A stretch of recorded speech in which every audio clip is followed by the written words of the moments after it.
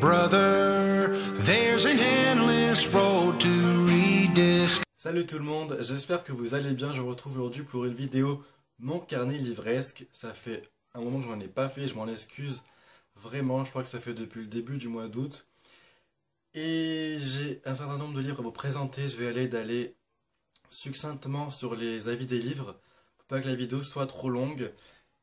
J'en ai 5 à vous présenter, dont un que je vais aller très vite parce que je vais vous faire une vidéo pourquoi lire dessus. Donc on va commencer tout de suite. Le premier livre que j'ai à vous présenter, c'est un livre de Marc Lévy et il s'appelle Le voleur d'ombre.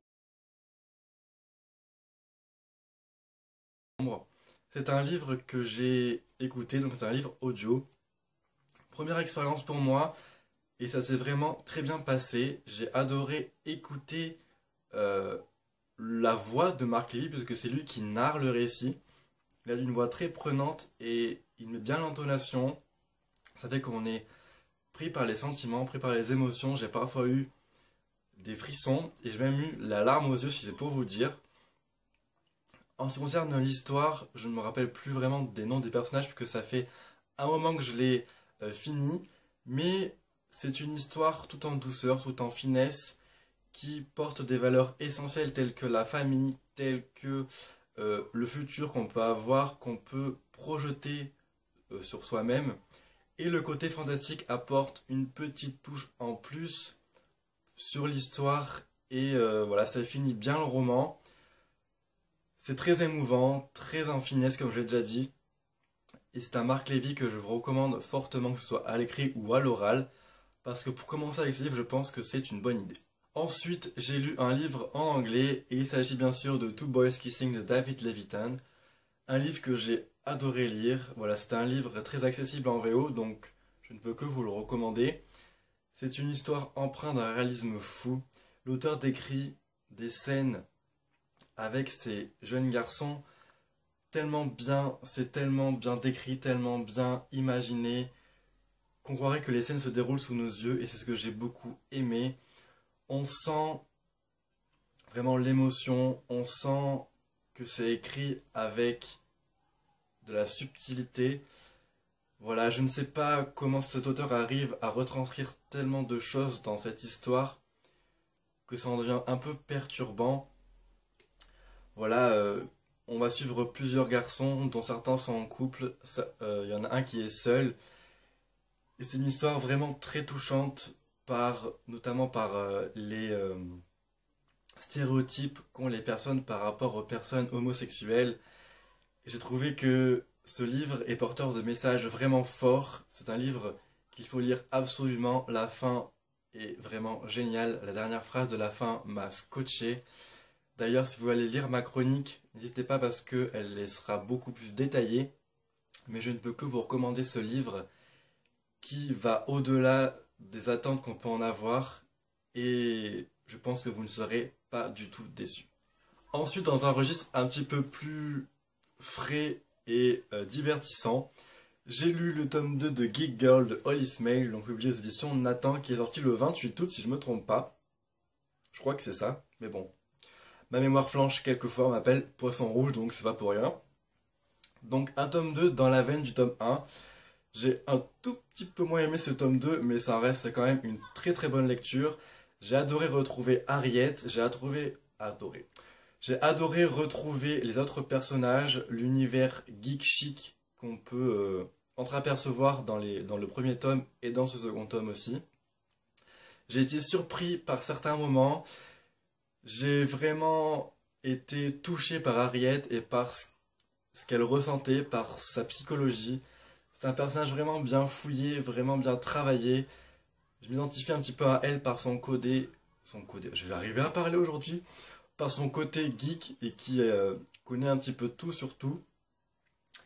Mais franchement, c'est un tome qui m'a beaucoup plu. Et je ne peux que vous recommander cette série parce que elle vous fait passer un très bon moment. Un moment de divertissement, on rit, on est dans l'émotion, on est surpris, la plume n'est pas vraiment travaillée, enfin, comment dire, la plume n'est pas vraiment recherchée, mais c'est une plume simple et efficace qui vous fait passer un bon moment. Et c'est tout ce qu'on demande avec ce livre. Voilà, ce livre, c'est un moment de pur bonheur. J'ai hâte de lire le tome 3, mais il ne sortira qu'en printemps 2015, donc il va falloir attendre vraiment beaucoup. Mais je vous recommande cette série fortement. Ensuite, j'ai lu un livre totalement à l'opposé des deux autres. Et celui-là, je vous le présenterai dans un Pourquoi lire.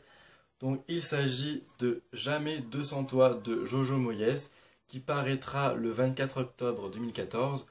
Je vous mets la couverture définitive maintenant.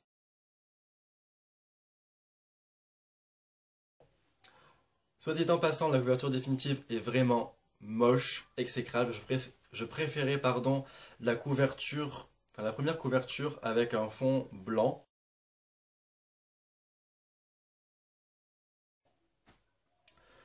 Mais ce livre, j'ai vraiment adoré et donc je vous le présenterai plus tard dans un Pourquoi lire.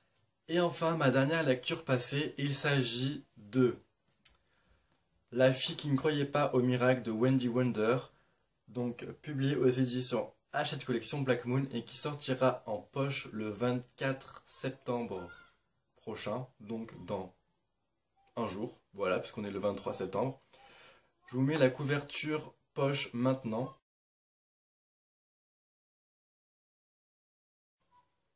D'ailleurs, c'est une couverture que je préfère à celle-ci, puisque la couverture poche est plus significative par rapport à l'histoire.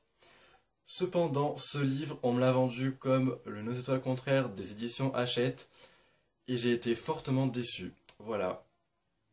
Tout ce qui fait la force de Nos étoiles contraires, je sais que c'est pas bien de comparer deux livres, mais vu que le sujet principal est le même, à savoir une fille qui a le cancer, j'ai fait quelquefois le rapprochement pendant ma lecture et j'ai été très déçu par ce livre parce que, certes, on nous parle au début du cancer, mais plusieurs fois pendant ma lecture, je me suis dit, attends, on me fait un rappel au cancer, c'est vrai, cette jeune fille a une maladie grave, donc j'ai même oublié pendant ma lecture que la jeune fille avait le cancer, ce qui est assez grave. Je trouve qu'on ne parle pas assez de la maladie, on ne parle pas assez du côté, comment dire, hôpital, tout ce qui est le côté un petit peu pratique, on va dire, du cancer, voilà, aller voir le médecin, aller faire des diagnostics, etc. Le personnage principal qui est Campbell n'est pas assez travaillé pour moi, enfin, elle est travaillée, mais dans le sens où on ne connaît pas assez son passé, on ne connaît pas assez les relations qu'elle a pu avoir avec son père, qui est décédé malheureusement. C'est un livre qui manque d'explication, qui manque de profondeur. Je me suis pas attaché au personnage. J'ai eu seulement deux passages émouvants pendant tout le livre et je pense que la narration à la troisième personne fait que je me suis pas attaché au personnage plus que ça. Je dis souvent que la narration à la troisième personne c'est qui tout double, soit ça apporte quelque chose au récit, soit malheureusement ça ne lui apporte rien. Ici ça ne lui apporte rien du tout puisque j'ai trouvé le roman assez plat, assez terne. Voilà, l'action, il n'y a pas vraiment d'action à proprement parler. Le rythme est bon, mais ça fait du surplace, ça monte, hop, ça redescend, on fait du surplace. Voilà, c'est pas un roman exceptionnel. Pour moi, je ne le vous recommanderais pas vraiment, même si il y a d'autres blogueurs qui ont vraiment adoré ce livre. Pour moi, ça a été une petite déception. Je lui ai mis juste 6 sur 10 parce que la fin est vraiment très touchante et parce que la fin est révélateur de messages forts. Mais pour moi, ça reste une histoire banale malgré que cette jeune fille ait le cancer. Désolé. Ma lecture en cours, il s'agit d'un livre sortira le 25 septembre 2014, édition Gallimard Jeunesse. Et il s'agit de Tant que nous sommes vivants de Anne-Laure Bondou. Donc j'ai lu 35 pages. Je ne peux pas vous en dire plus, sauf que j'apprécie bien la plume et je pense que ça va être une histoire intéressante, donc à voir par la suite. Ensuite, les deux prochaines lectures que je vais vous présenter, donc la première c'est une lecture donc avec mon binôme, enfin c'est le challenge qu'on se lance tous les mois, on s'impose une lecture chacun dans la palle de l'autre, on choisit un livre chacun dans la palle de l'autre, je vais y arriver. Et ce mois-ci, Guillaume m'a choisi Conte des royaumes, Conte du royaume, je sais pas trop quel nom de la série. tome 1 Poison de Sarah Pimborough, publié aux éditions Milady avec une très belle couverture, voilà. Tout le monde connaît cette couverture hardback. Et j'ai hâte de me faire mon propre avis parce que les avis sont assez... soit on aime, soit on n'aime pas. Donc à voir pour ce roman. Et donc la dernière lecture future que j'ai à vous présenter, désolé Simi, mais je ne peux pas attendre plus longtemps puisque ce livre m'a été prêté et il est resté un moment dans ma palle. Il s'agit du tome 3 de Enclave de Anne Aguirre, donc publié aux éditions Hachette Collection Black Moon. C'est un livre qui me fait envie depuis que j'ai lu le tome 2. Donc je l'ai lu, je crois, en mai dernier. Et j'ai hâte de terminer cette trilogie, j'ai hâte d'en savoir plus sur l'univers. Donc je me dois de le lire pour le rendre justement à Emily qui me l'a prêté. Je te remercie encore vraiment de ta patience si tu passes par là. Parce que depuis que tu me les as prêtés, ils sont restés un moment dans ma palle. Donc voilà, une de mes prochaines lectures. Voilà, cette vidéo est terminée, j'espère qu'elle vous aura plu. N'hésitez pas à commenter, n'hésitez pas à vous abonner, n'hésitez pas aussi à aller voir sur Facebook où je partage beaucoup de choses sur la page. C'est vrai que là, je viens de poster une photo avec un livre que j'ai reçu ce matin. C'est vrai que je suis assez actif sur le réseau social Facebook. Voilà, je mettrai les chroniques, bien sûr, en barre d'infos, comme à chaque fois. Je vous fais de gros bisous, faites de belles lectures, et à très bientôt pour une prochaine vidéo. Bye bye. Hey, sister, know the water's sweet, but blood is